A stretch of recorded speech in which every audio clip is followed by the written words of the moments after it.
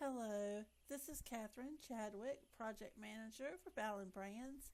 Today, I'm going to show you how to find your listings in IDX Broker.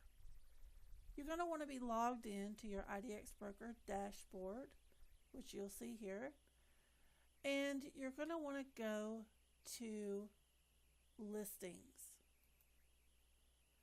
Once you're at Listings, you'll see tabs for Active, Sold Pending, Off Market, and Supplemental.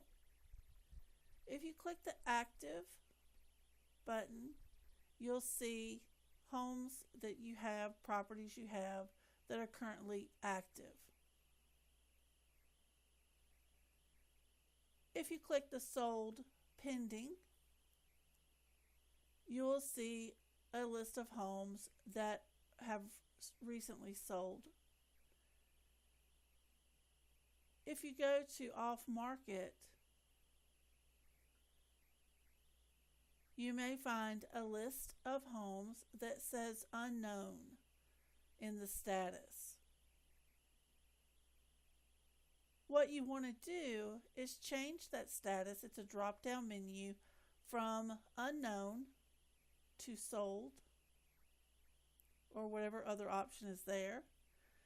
And that way it'll move it into your sold pending option, and you can use it when you're building widgets for your brew or your website.